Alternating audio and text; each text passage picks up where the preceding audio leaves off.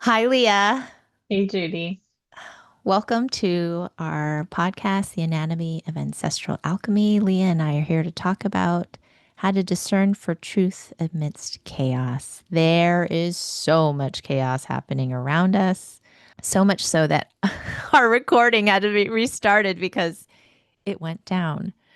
Zooming out for a second, this is not the only time that this happens. When I'm working with clients around like money mindset or intense generational clearing that's happening, my internet will like my connection gets wonky. So, what am I saying? I'm saying this is a very charged topic. And so the reason why it felt really important to give some tools to you listener, viewer is because it is vital that each of us learn how to stay grounded and use our nervous systems and our bodies to discern for truth.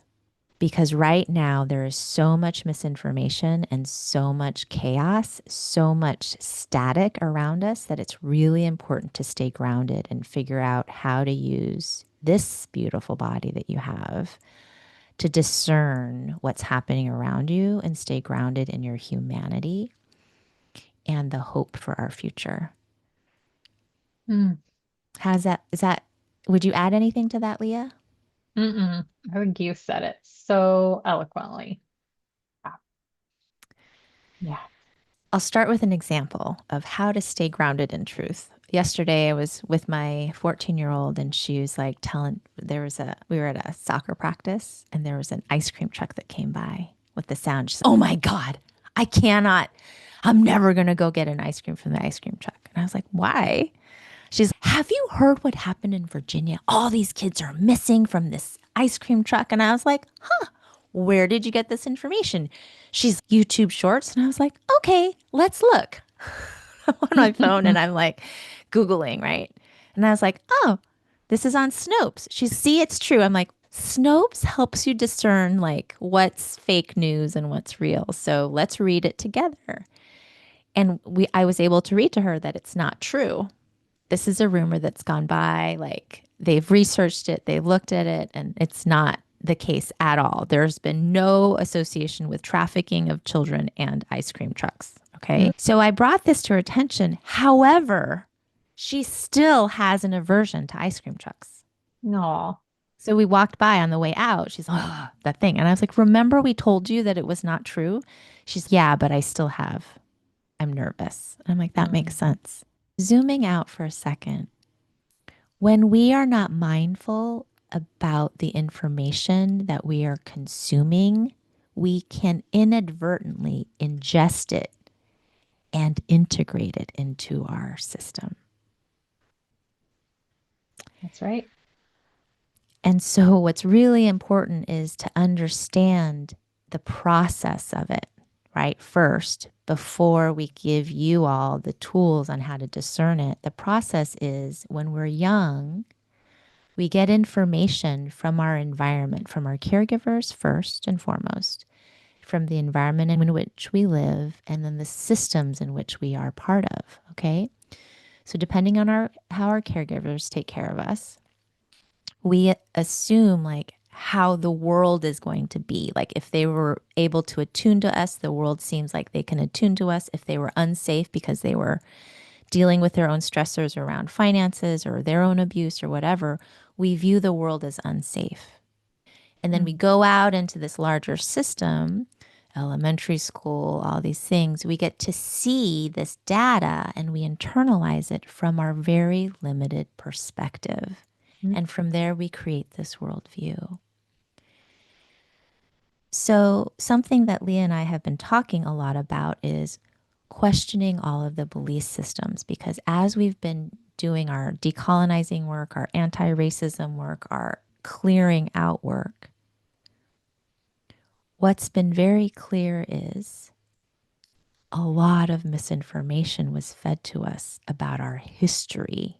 Yeah. When I say our history, United States in particular, it's also global based on Mm. the perspective and the narrative that we've all been given from a very young age. Yeah. So the challenge here is as you do your decolonizing work, your trauma healing work, your anti racism work, you're going to need to look at all of your belief systems and go, I was taught this and I ingested it and integrated it into my worldview and my belief system and my nervous system. But now I have to look at it and discern, is it really true?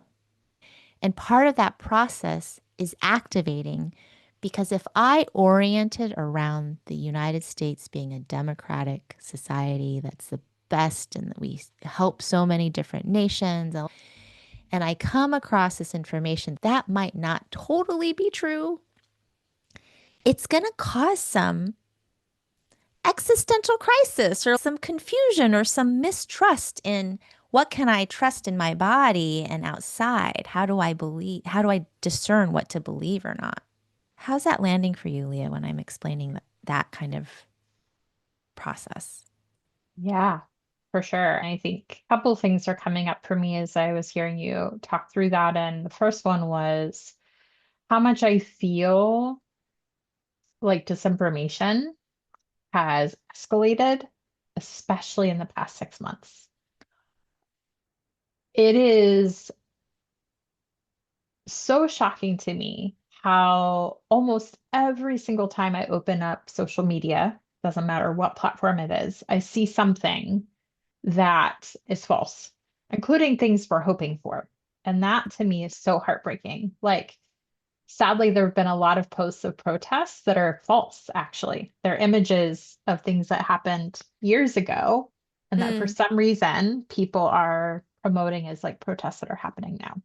So I guess share that to say in my own personal experience, I've had to learn to discern more than any other time and to be really thoughtful before especially thinking about social media, before I repost anything. To your point around the ice cream truck, it's Mhm. like, how can I, to the best of my abilities, do some fact checking work here before I repost something, even if it's something I would hope would be true? Because I also feel like things like that are being reposted for very specific reasons too. What might be the reason? Oh, people are already active, so I don't need to I don't need to necessarily do my part. Like, how off-putting can that be for people that, to me, it almost like when I see that, I'm like, oh, great, people are out there doing the thing. Like, in some ways, Mm. it takes some responsibility or accountability away from me Yes. initially. So that could be the ulterior motive or flavor that I feel around that particular type of misinformation or Mhm. disinformation. So that comes up for me. Yeah, I would say those are like the biggest things. Yeah. The other thing that connects to what you're just saying is I've noticed that there are some people like, what's the point? Nothing's real out there. So I'm not going to Mm. look for it. I don't know where to go to look for the truth. AI is creating so much stuff, and now these websites are being taken down, washed off the government sites for real data. Like, so what's Yeah. the point? And when I hear that, I get this, you can even hear it in my voice. It's like this Mhm. tightening. I'm losing my voice. The reason is it's part of the process of Mm. trying to stop people from having hope. Yeah. I have so much grief coming up right Yeah. now. The intense grief is connected to my own ancestral like lineage, right? Mhm. Of what happened to my people in China. So Mhm. I'm always keeping aware of that and like my Mhm. reactivity around things around I cannot tolerate being around people who are not active or tapped in. I just can't do it. It feels like a betrayal. I can't Yeah. trust these people. If they're not committed to the work, then I can't trust them. Can't keep Right. them in my circle. So, this level of mistrust or intense vetting that I do is connected to that. Are you going to be able to stand alongside me when push Mm. comes to shove? Yeah. Yeah. And that makes so much sense. Yeah. Yeah. And so, zooming back out to people who, if you're feeling hopeless or overwhelmed, yes, you're supposed, that's what Mm-hmm. they want. They want you to not trust your own perception. They want you to not trust anyone else around you. They want you to think that nothing's going to get better. They want you to be exhausted. Mhm. That's right. Because if you're disconnected from your body and you're disconnected from other bodies, you're much easier to control. Yeah. And so, our hope on this podcast today is to give you a little bit of skills so that you can protect this hope. Hopefully, it's a little light. Like my level of hope is this little light inside my heart that I Mm. keep protected and I keep feeding it so that fire doesn't go out. I can't guarantee the future, but I can guarantee that I'm going to do my fucking best to make what I imagine is the right way of living, right? That Mm. everyone gets access to resources, everyone feels like they belong and matter. I can do that in this body. Yeah. I can keep my heart open and discern very carefully. Yeah. Yeah. So, how do you discern truth, Leah, in your body? What are some ways?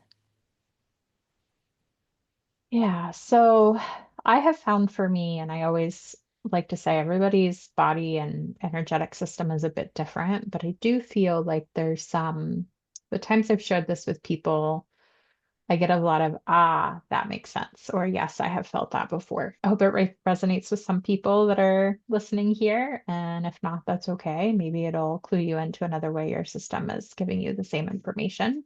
For me, for those of you that have been following, I think a lot about our system and psyche and energetic being, as I talk about it a lot as parts. And for me, one of the things I've really been holding at my core through all of this is doing my best to respond and not react.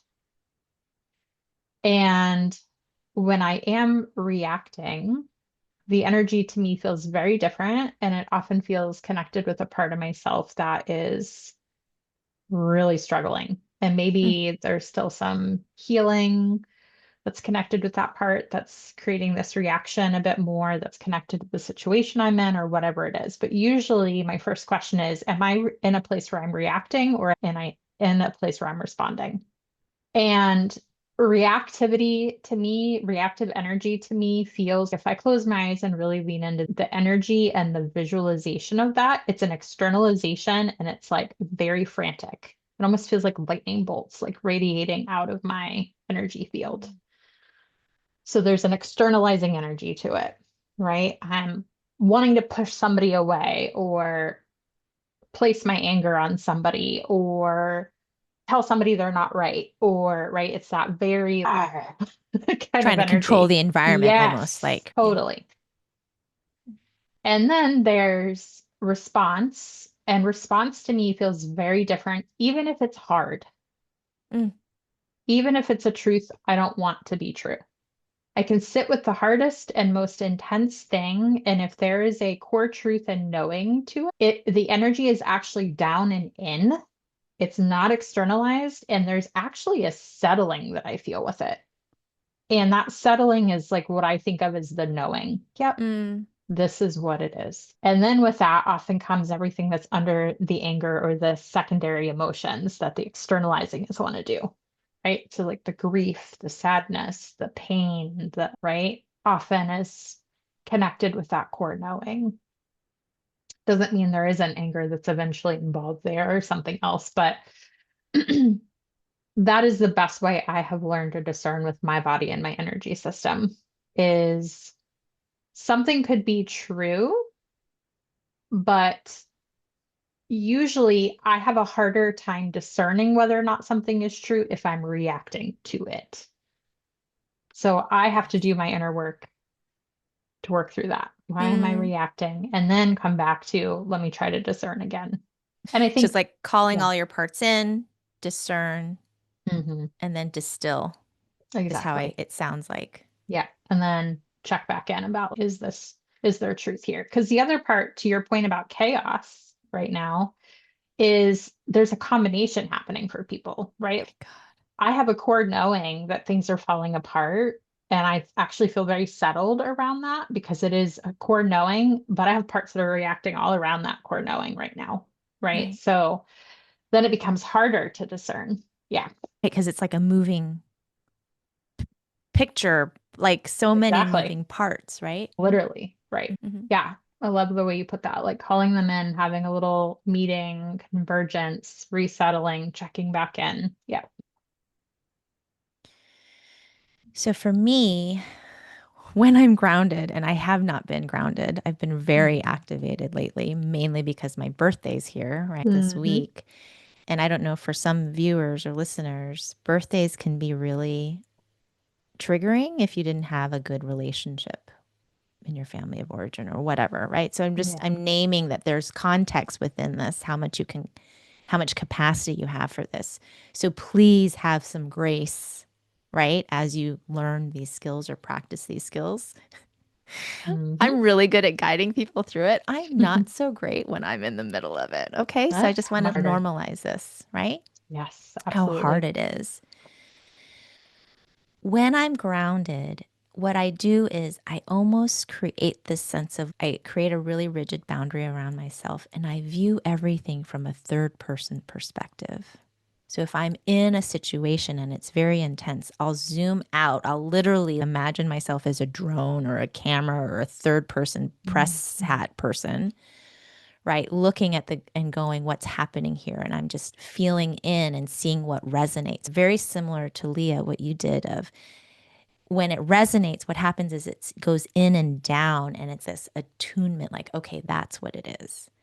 And then I'll find the resonance and then figure out if I can create a real picture of what's happening. So in intense situations, like if people are arguing around me, I can do that of just as long as I stay far enough out of it. So this energetic field that you alluded to earlier is what we all have is this energetic field that it comes out of our heart center and we just pan around energetically on what's happening. Unfortunately, on a phone, when we do when we're on social media, we get bombarded with all of this stuff if we're not careful, right? Mhm. So, if you're dysregulated, my suggestion is to first stop the inflow of information. Just let the information settle. So if you're a visual person like I am, just go, okay, so this is here and just put it down. And this is this thing and that challenges this identity of mine. Let's put it down and just figure out where is this body? What is this body feeling right now? So this last week, I was really triggered by the assassination. And because somehow something got triggered in me around murder in my Mhm. ancestry. Something got really activated around it. And what I know in my family of origin is that there was deep betrayal ancestrally. So back in China, around the end of the World War, it was like this fighting over who's going to take over power. Communist Party, Kuomintang, like whoever, and it was basically because no one had enough. So they were trying to figure out, no, you should follow us because we're going to do it the right way. No, you should follow us because we're going to do it the right way.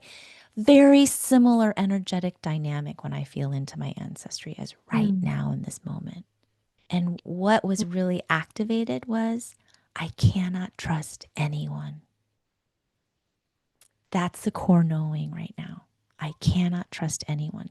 Everyone's mired in their own generational trauma and reacting from a place of deep unconsciousness, right? That I needed to really get grounded back into myself. I cannot trust anyone right now Yeah. until I can get connected to myself and my core knowing again. Yeah. Yeah. Because everyone literally on the face of the planet has been traumatized generationally from all the different wars, all the Mhm. different forced famines, all of the Mhm. different things. It's in our epigenetics. Yeah. That's right. So their perspective is skewed based on their history if they haven't cleared it out.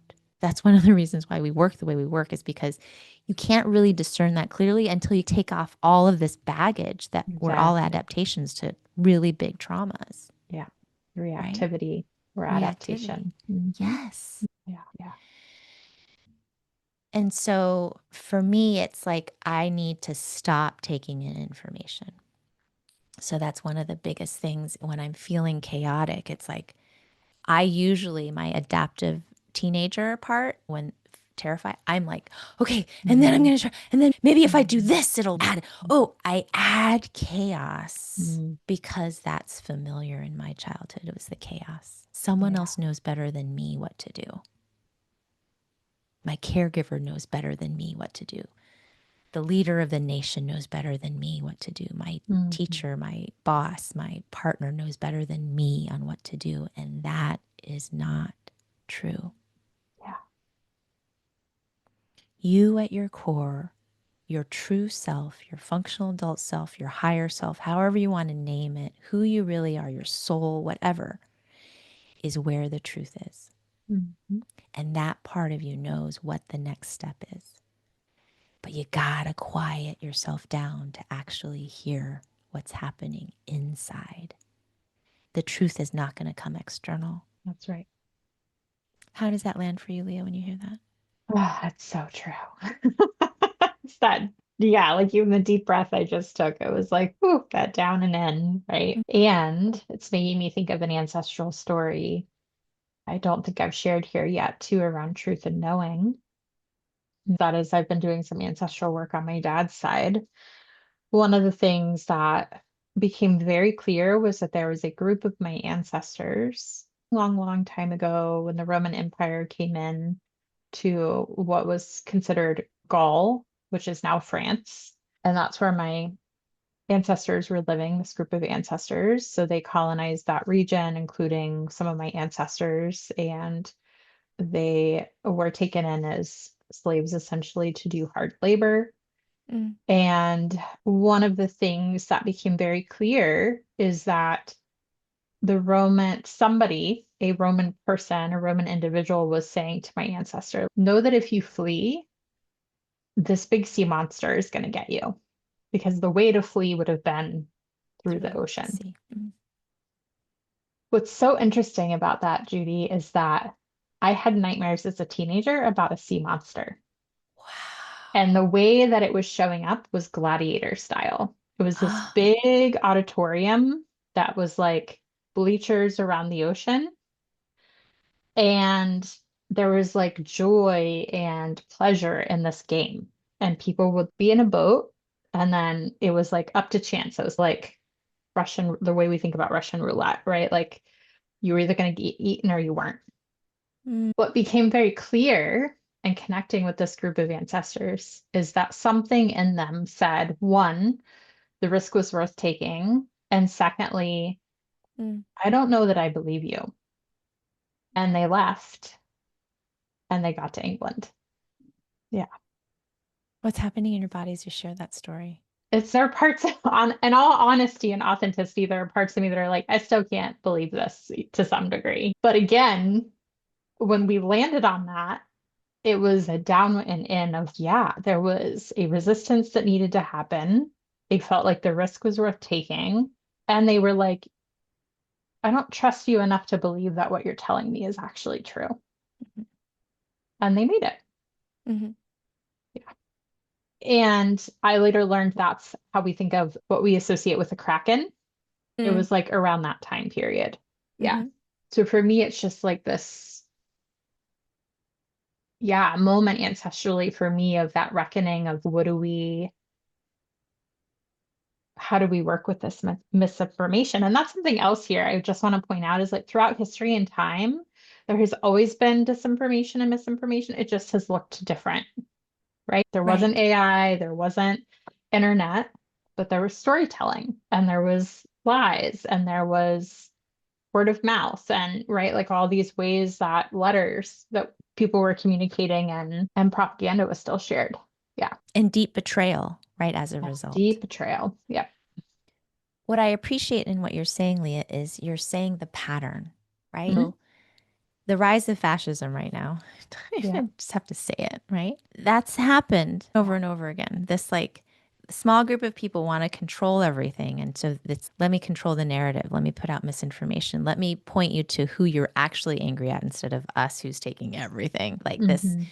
it's a pattern from forever that Hmm. some people think they should have more. So I always talk about my circle size, this big circle size, and someone should have less, small circle Hmm. size, basically perpetrator victim dynamic. Yeah. And in the work that I do, the groups that I run, it's breaking that cycle so that we're all same size circle, regardless of what we have. And to break that dynamic, so the discernment of my truth might be very different than your truth. You Mm-hmm. might need to live like a Christian. I might need to live like a Muslim. But Hmm. because my truth is my truth and your truth is your truth, everyone can coexist. Yeah. Is the basically, I keep going back to this belief. That's the hope that I have. And it helps me discern what the truth is so that I keep everyone in their humanity while Mhm. I keep myself in my own. Yeah. And so just going off of one thing of how did this misinformation show up before too? Fairy tales. Totally. Yeah. Yeah. Cinderella. You're just Hmm. a princess and you're just waiting while you're cleaning up all the ashes. Hmm. While you're a housekeeper in this, the maid in this castle, you're just waiting for your prince to come and save you. Yep. Basically telling you to stay put in your place and wait for someone to save you. Yep. Don't be upset by how much the other people have. Yours is coming. Just keep going the same way that you've been doing. Yeah. That's right. It's bananas. It is. Exactly. I know. So whether it's the Kraken or Cinderella or, right, it's all the Or ways in which. blaming too, right? We're seeing that very much. Oh, it's all Mhm. their fault, or oh, it's all their fault. Totally. Finger The pointing. division is also another way of misinformation. That's right. Every way of externalizing my power to someone else, to blame, or my hope or my responsibility, or to someone else. It's that same externalizing energy that you were talking about, Leah. Yes. Because when we externalize, we're also giving up our power, our energy, and our focus and our Hmm. time Hmm. outside of us. Yeah. Yeah. So, other tools that you might have, Leah, for discernment?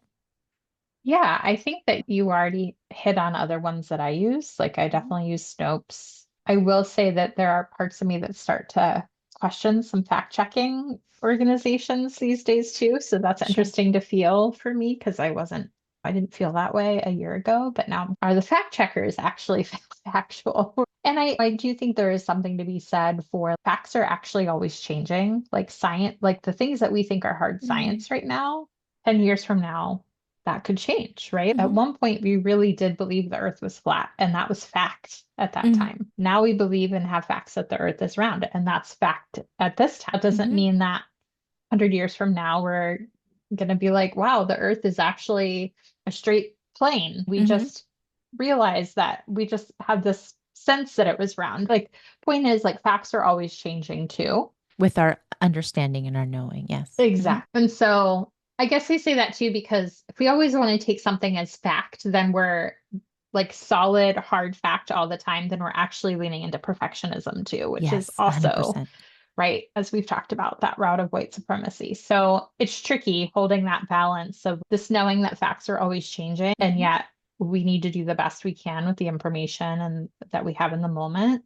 Hmm. And some of that is using fact checkers. Some of it is sharing, like you and I share, and then holding curiosity around, like, how does that thing we just heard land in our body? Something Exactly. doesn't feel quite right about that. Or, hey, let's check that out together. So that Hmm. co regulating while you're doing that fact checking can be helpful. Also, there's something to be said. And this is a great antidote for almost everything in life. Sleep on it.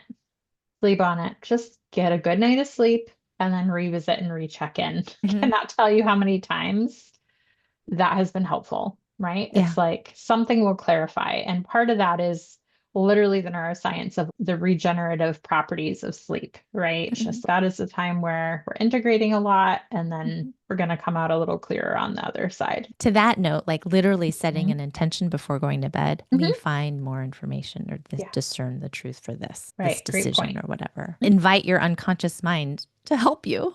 Yeah, because that your answer can come through in dreams too. Mm, Yep. Mhm. exactly.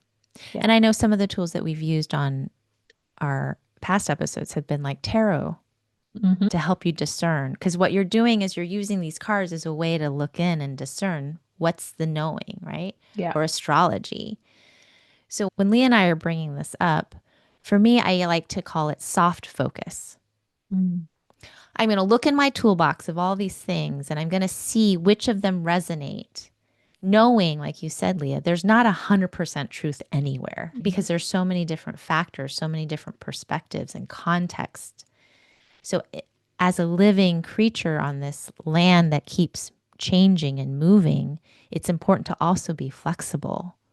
So, the Mhm. soft focus allows this integration of, okay, I think I'm going to use this tool now. I'm going to use this tool now. Really getting a sense for what the body needs in this moment. Oh, I think I need to eat because it might be hangry and like Mhm. influencing how I'm perceiving the world right now. Another tool I use is muscle testing. I've been using this more because my brain has been completely dysregulated. I feel so flooded all the time because my intuition is changing in some way. I don't know if it's an upgrade or a flooding or whatever it Mhm. is, but I've been using my body's wisdom to test things and then I land it when I test to go, is it true? Can I trust myself right now? So I don't know if that would be fun or not to explore for just a few minutes on here. Sure. Let's do it. Can I walk you through it? Sure. Okay. So if you stand up sideways to the camera, right, and you want to put your feet hip distance apart, I love soft that everyone's going knees. to see my Zoom pants. Oh, I can do it too. I got No, my no, Zoom pants on. I'm Okay. fine. All right. So sideways to the camera. Yes. Okay. And then your feet are hip distance apart, soft knee. Okay. And I like to put my hands on my chest because it just Hmm. helps me just stay connected to my heart center. And then I Hmm. go, body, show me a yes. Body, show me a yes. And you just Yeah. see Big lean forward. big Woo. lean forward. Hmm. Okay. And then body, show me a no. Body, show me a no.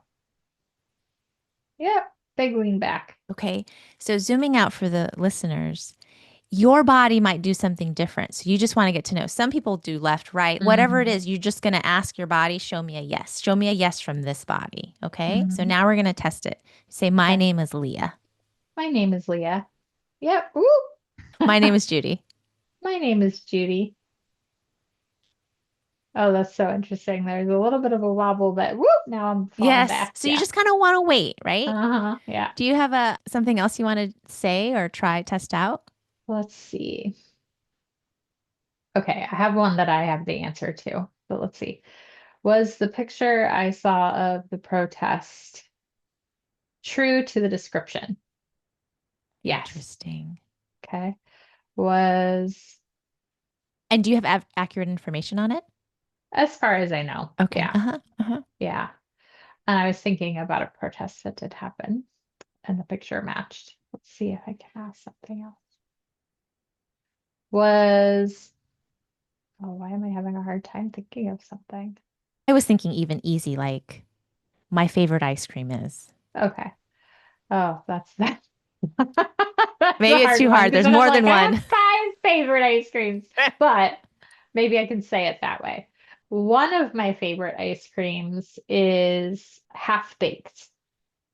Yes. Oh my God, that was a huge yes. So for the listener, okay, the intensity of which the yes is determines how strong, okay? So you just want to play with this. So sometimes I will do this for like decisions for my work. Should I be working on Mhm. my newsletter now? So Mhm. body, tell me if I should be working on my newsletter now. Yep. Body, should I be taking a nap now?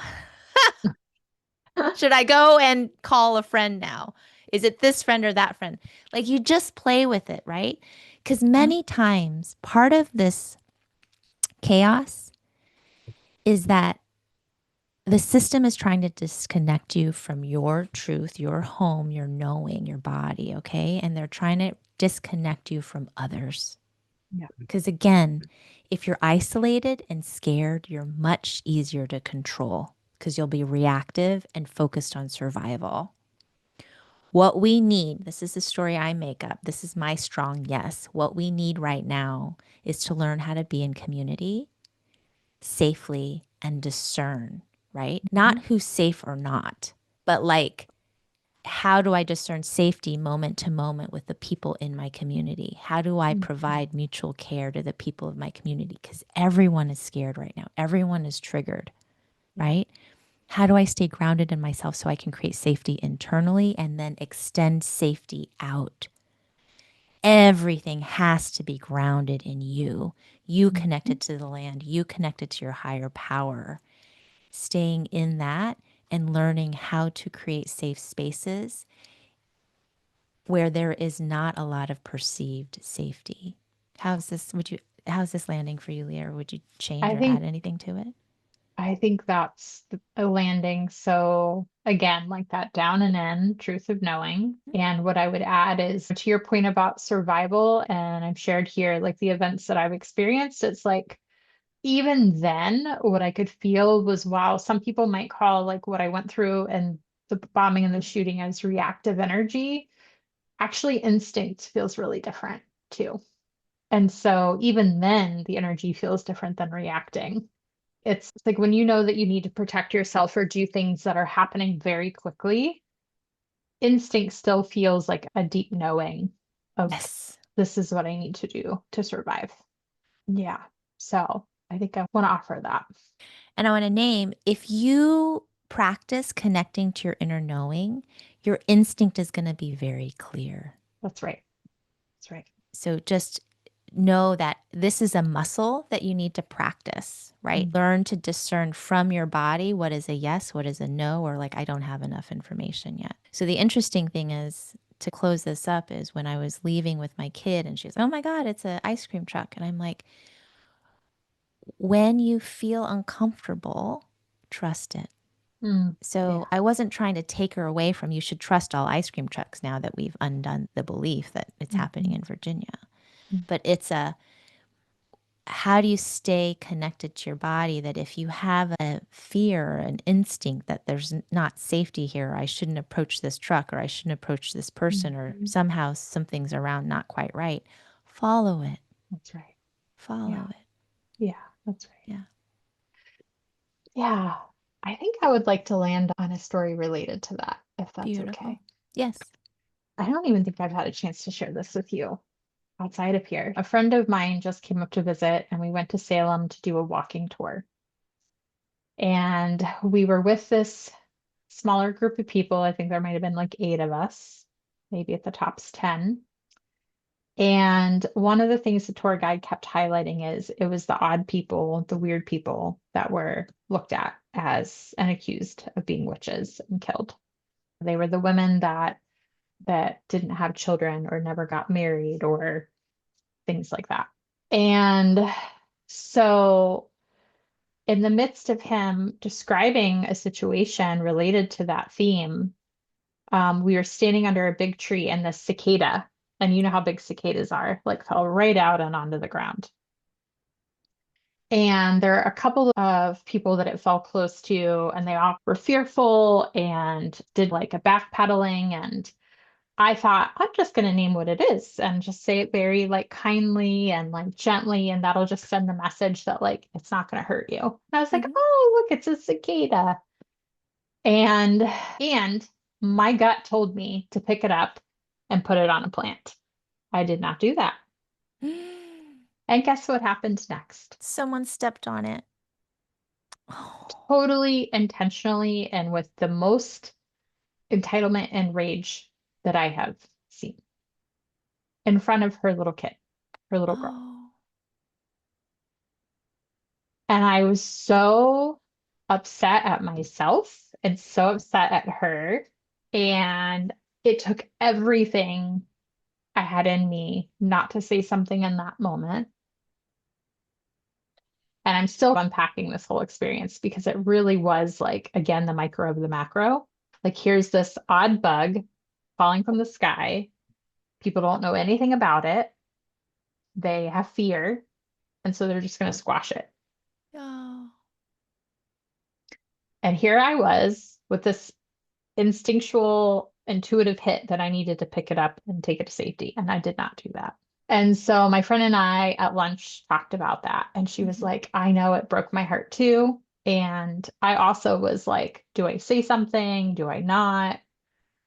And also illuminated for me where more healing needs to happen because part of what I realized in that situation, part of it was I really wanted to focus on the tour. That was a very literal part of the experience for me was like I wanted to give my intention where it was supposed to be during that event. This Mhm. person was putting effort into their talk, all of that. But also there was like, oh, I'm then going to be the odd one if I pick up this Yes. weird thing and put it on the plant. Right. So how does that make me a target? And then secondly, speaking up about it after the fact was like both of us, my friend and I were discerning, was that someone that would have even learned from something that we would have said? I don't know the answer to that, but that was Mhm. the question we kept coming to was like, if that was the immediate reaction, back to response or reaction from that person, Mm. would us saying anything have been helpful? So a lot for me to still continue to learn from that experience, but it felt like it fit into the piece around response reaction and then trusting yourself. Yeah. And and then also when we think about the situation we're all facing, it affects the decisions we make in the moment. This was a very clear example of all of that in an even less contentious environment. Yes. And I still have it was something hard for coming up. me. Yes. I have Yeah, something coming. Can I sure, explore it? of course. Does that then make you not trust your decision? Like, not trust yourself? Like, I did the wrong thing or whatever.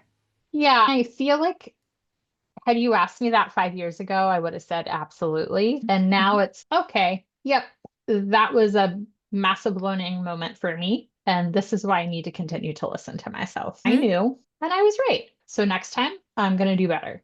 So, the download that's coming in from this experience, see how it lands, is cicada, because I just recently looked this up as a spirit Oh, animal, is oh, about transformation, which makes sense, right? They shed their old skin and get a little bit bigger and mm-hmm. all this other stuff. And what if what happened was actually exactly the thing that needed to happen?